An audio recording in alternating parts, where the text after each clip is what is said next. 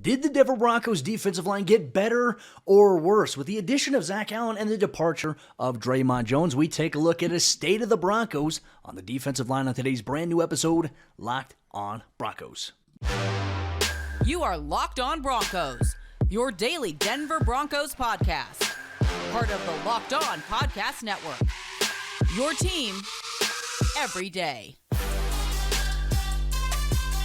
What's up, Broncos country? Welcome into a brand new episode of Locked on Broncos, your daily Denver Broncos podcast, part of the Locked on Podcast Network, your team every day. Just want to say thank you so much to everybody in Broncos country for tuning in and making Locked on Broncos your first listen of the day. Every single day you can get this podcast free and available everywhere you get your podcast in audio format, or whether you watch on YouTube. Make sure you subscribe for free here today. That way you never miss out on an episode as soon as it is made available. I'm your host, as always, Cody Roark, Broncos reporter for Mile High Sports, joined alongside, as always, by my co-host and good friend, Sayre Bedinger, site expert, predominantlyorange.com.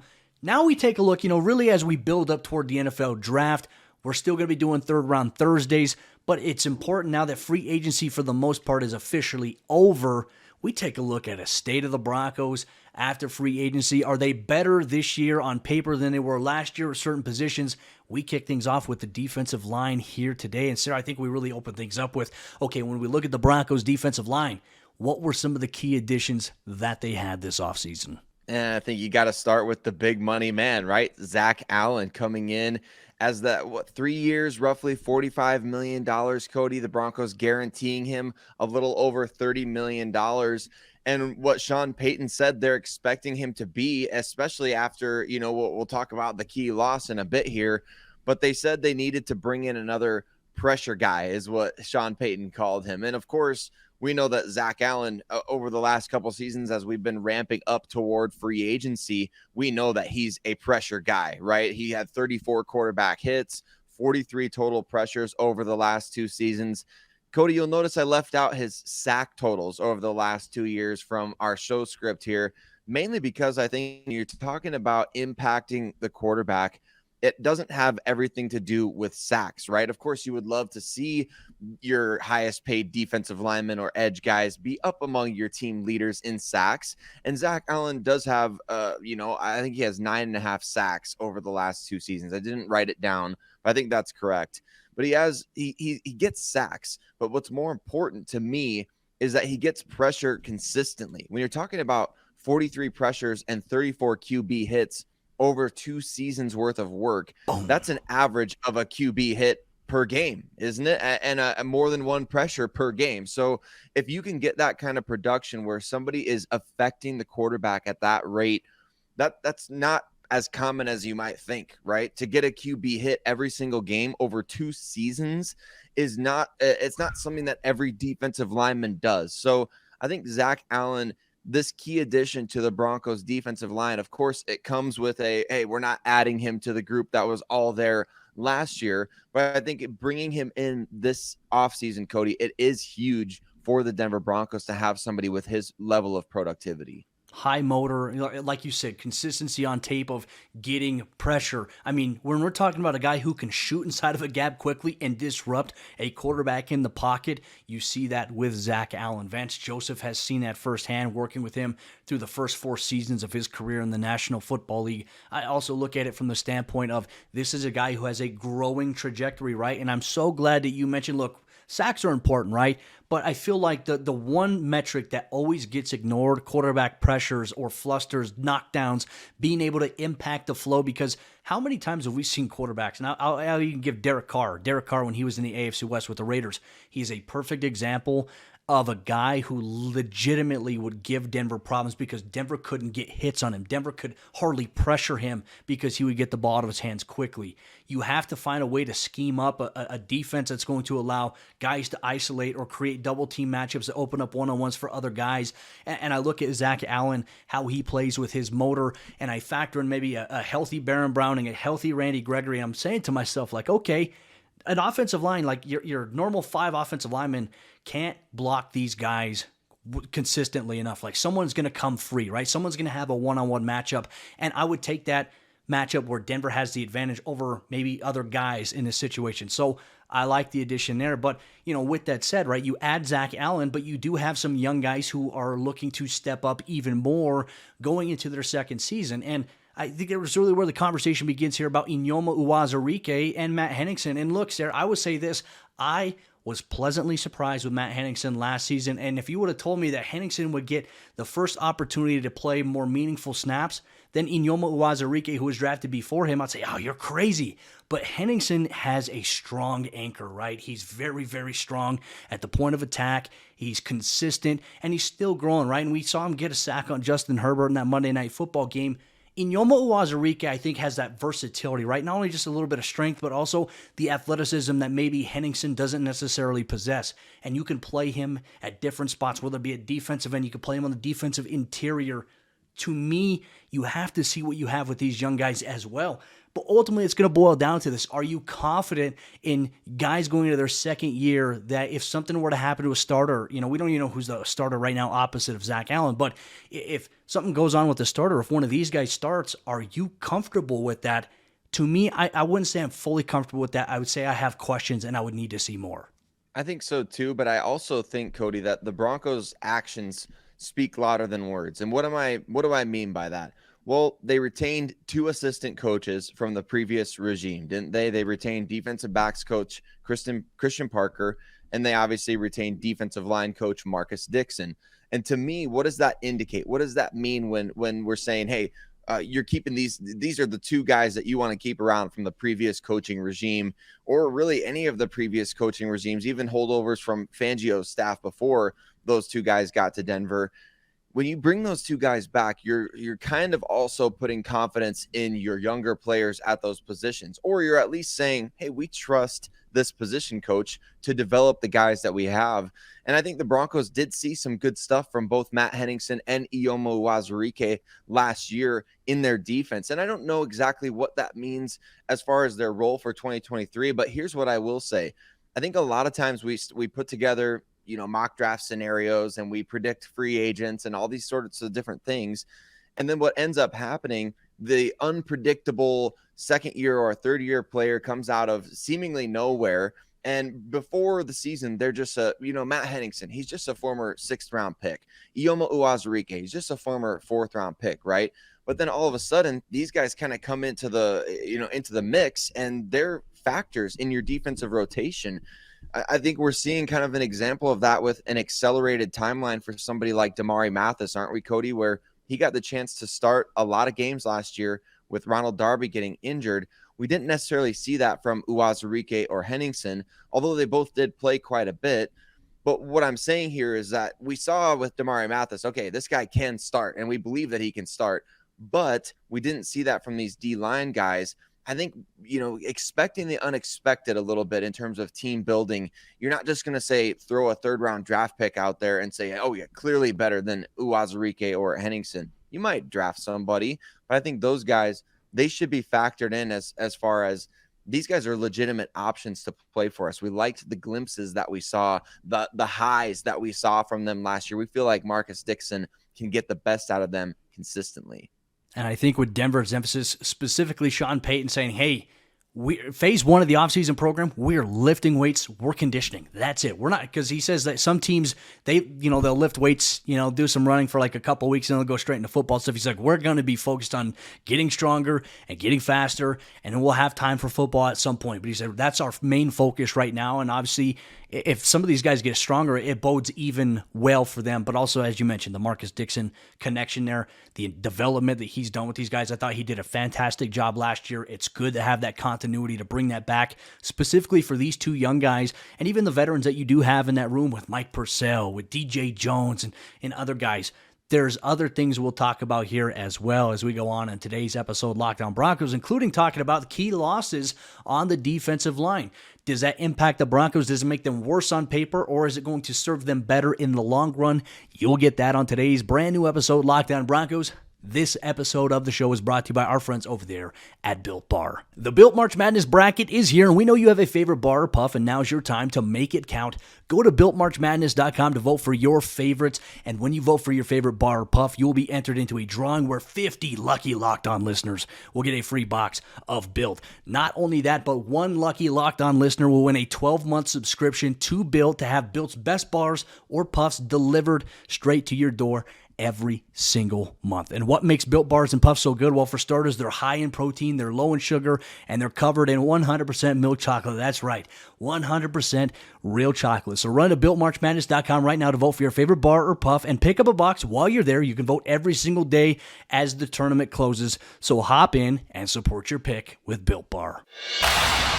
Are the Denver Broncos better with Zach Allen in 2023, or are they worse without Dre'Mont Jones? I think we want to hear from you in the comments section. Obviously, it's a big question mark as we look toward the 2023 season, as we evaluate the state of this Denver Broncos roster, right, Cody? We're talking about losses. We just got done talking about key additions or young players that are going to be stepping up in 2023 or asked to step up in 2023 for the Denver Broncos defensive line.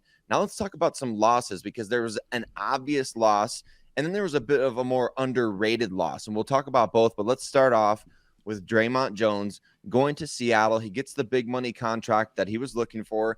Actually, a really great deal for Dre'Mont, Cody. He's going to be able to hit free agency again before he's 30 years old. And he's already making, I think, $17 million plus per season on this new deal from Seattle. So good for Dre'Mont Jones to get his big money deal.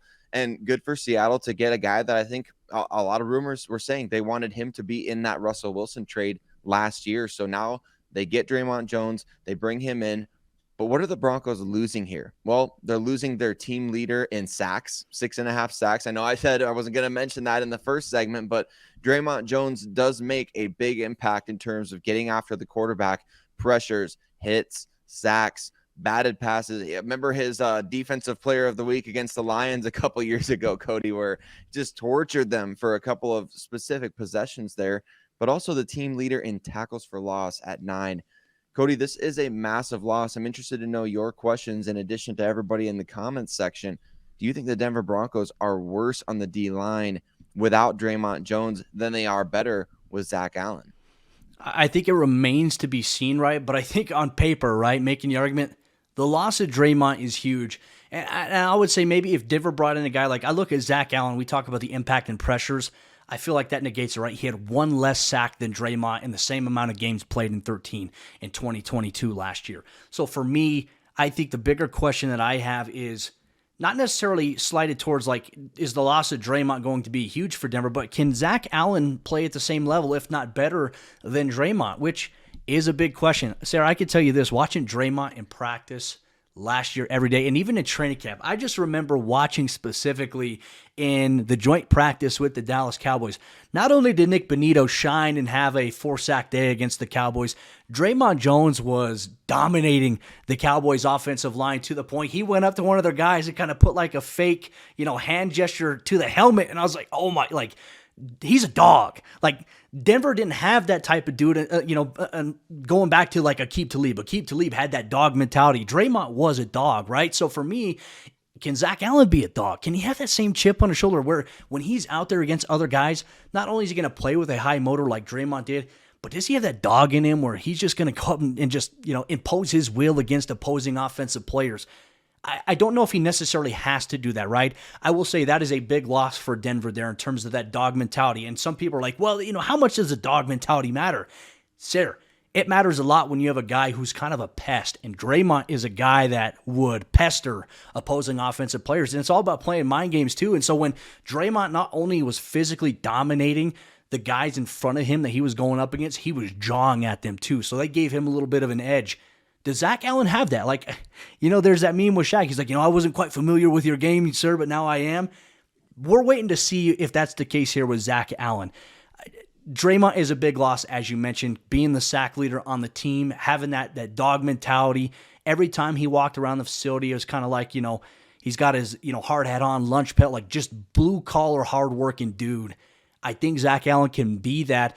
but their styles might be drastically different. And I think we're all just waiting to see. So I think that is a valid thing to throw out there. I'm eager for Broncos country's responses, but I want to throw it back to you here as well. You talked about one of the underrated losses of the offseason for Denver, and this was a guy that I think surprised not only just you and me, but everybody in Broncos country. DeShawn Williams had a career year last year for him, and knowing his journey and just how long it took him to get to where he is now, it's a special thing. But I look at the loss of him, and while he didn't necessarily have like the big numbers like that Dre'Mont had or anything like that, he was an impact player. He was consistent. And right now, we don't know if Denver has that opposite of Zach Allen right now. So, I mean, to kind of throw that question to you, like, how do you feel about the loss of DeShawn Williams? Is Denver in a better position now than they were then? Or what remedy would you have? Well, I think this is one of those situations where you're clearly not, like, you can't definitively say you're in a better position, right? Obviously, you lose 37 QB pressures over the last 2 seasons, 21 or 22 QB hits from Dre'Mont Jones, in addition to his sacks, in addition to just the consistent threat that he poses every down. But now DeShawn Williams, over the last 2 seasons, Cody, 19 total pressures. He had a career best 8 QB hits last season, 13 total QB hits over the last 2 years, 5 TFLs over the last 2 years. And I'm giving these last 2 years as the sample size. He did have a career high 4.5 sacks last season, although a couple of those, I believe, came in the same game. So I know that DeShawn Williams, not necessarily the big name loss that I think a lot of Broncos fans, maybe you didn't even know he signed with the Carolina Panthers, reunited with Eyioma Uwazurike there. Maybe you didn't even know that up to this point. I think that losing a starter like that on your defensive line, it does necessitate you better have confidence in the guy that's replacing him, right? Like we talked about, we don't necessarily know who's going to be starting opposite Zach Allen at that defensive end position. We'll see if the Broncos get a little creative with their personnel groupings. I know last year we talked a lot about maybe playing more nickel, more dime, because you have so many talented defensive backs. Well, you got a lot of talented edge guys. Maybe you do throw guys like Randy Gregory, Nick Bonito, Baron Browning all on the field at the same time. I guess we'll have to see how that would hold up against the run. But I do think losing DeShawn Williams is a bit of a big situation. You're going to have to replace quite a bit of production there, right? It's not just that, oh, well, he was a nice role player to have. He kind of developed into a quality starter for the Denver Broncos over the last 3 seasons. I think it's kind of a big loss, Cody. I really do. I think somebody's going to have some bigger shoes to fill there, because it wasn't just the splash game here or there for DeShawn Williams. He kind of consistently made plays, didn't he? Whether it was, remember his crazy interception a couple years back, or the batted passes at the line of scrimmage. He made a lot of key stops for that defense for the Denver Broncos, and I think he is going to be missed. I think all these things definitely present questions, right? And Denver could still make some more moves, and I think that's something we'll address here coming up in just a moment. But yeah, it's hard when you lose 2 starters and you only go out and you get one guy to, that is a starter that can replace one of those roles.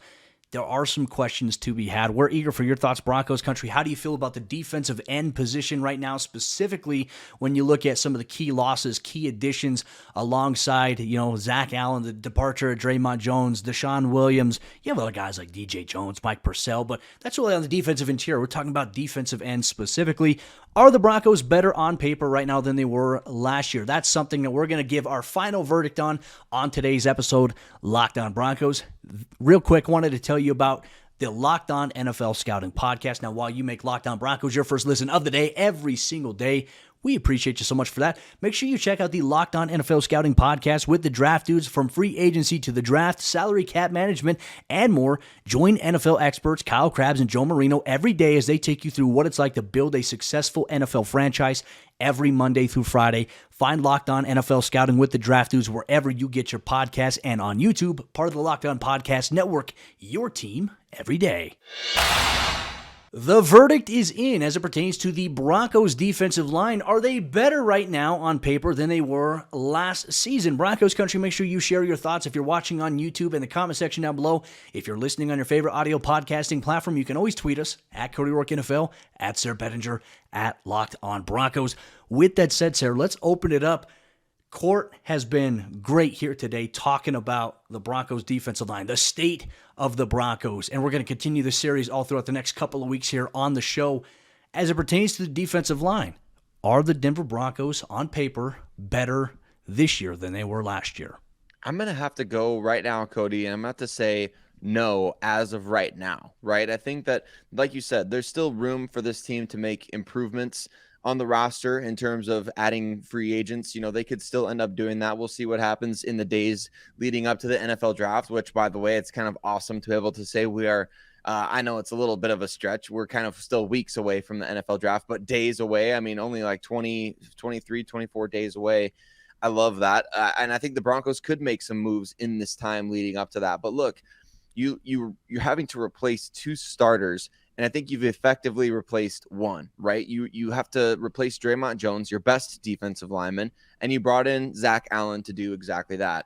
I'm not saying that losing DeShawn Williams is the end all for this unit being improved or not in 2023, but I do think, you know, we need to see some things happen on the field. We need to see or hear things coming out of OTAs about, hey, Matt Henningsen, he looks great. He looks like he could be a starter. Or the same for Uwazurike, maybe a bit of a sleeper to keep an eye on too, Cody. I meant to mention him in segment 1, but here we are in segment 3, name dropping Jordan Jackson, a 6th round pick out of Air Force last year by the New Orleans Saints. Doesn't have really necessarily any ties to Sean Payton exactly, but certainly some of the guys that have come over from that Saints organization this offseason. Jordan Jackson from Air Force is a guy that he played at a lighter weight in college due to the restrictions that they had on military guys that, you know, you got to keep a certain weight. He added a bunch of weight coming into the NFL. He looks explosive. When I watch him play, he's very, very interesting. I know it's only a reserve future signing. Let's not get crazy here, but he is somebody to keep an eye on. A big-time athlete, high RAS. We talk about that all the time on the show, relative athletic score, because teams pay attention to that. He's an interesting one to keep an eye on. I'm not saying that changes my verdict or anything, but I wanted to bring him up as somebody to keep an eye on. I like that as well. And as you mentioned, some other moves can come in. I'm with you in terms of my verdict. I think that they can be. I just don't know if they're there right now with some other moves to be made. With the NFL draft still approaching, Denver could add somebody that maybe changes this or gives us a little bit more clarity on that. Our good friend Shelby Harris is still available, Sayre. Like, to me, I look at that and I say, okay, well, obviously for him being released by the Seahawks, his market and free agency hasn't materialized to maybe what he was expecting. His family lives here. He loves it. He told me in Phoenix that, hey, Denver is home for me. Come on home. Come on down. Like, if Denver added Shelby Harris as the other defensive end to start opposite of Zach Allen, to be honest with you, sir, I would say yes, they are better. They are much better at this point than they were last year. But right now, still a lot of questions. And I honestly think that Denver's in a situation with it as it is right now, that room at defensive end. Denver's one injury away from us saying, oh, bleep, this isn't good, and you have to figure out, am I pulling somebody up from the practice squad? I mean, we're a long ways from that being the reality because the season is still far away. But as it stands today, if that were the case, if the season was today, you are an injury away from being like, oh, what is Denver going to do here to supplement that? Can this guy, maintain that? Because keep in mind, defensive ends for the most part, I mean, I think Zach Allen will play a majority of the snaps regardless. But like the other guys too, the other defensive end, I imagine there's going to be a rotation of guys there to keep guys fresh because it is a physical position. So I think Zach Allen is the outlier. The other defensive end spot will be guys that are in on certain situations, certain packages. That has to be considered as well in this whole entire formula. So I think we throw it to Broncos country here. If you're watching on YouTube, make sure you comment down below. Is the Broncos defensive line better right now on paper going into 2023 than they were last year in 2022? What are some of your concerns? What are some of the things that you're excited about? We want to hear all that in the YouTube comment section. Or if you're not watching on YouTube and you're listening on your favorite audio podcasting platform, make sure you tweet us on Twitter with your response at Cody Roark NFL, at Sayre Bedinger, at Locked On Broncos. We appreciate you so much, Broncos country, for tuning in and making Locked On Broncos your first listen of the day every single day. Make sure you subscribe for free on YouTube or wherever you get your podcasts so you never miss out on an episode as soon as it is made available. We're going to continue our conversation here focused on the Broncos defense. State of Denver after free agency. Is the linebacker position for Denver better right now than it was last year? That's something we'll throw out on tomorrow's brand new episode, Locked On Broncos.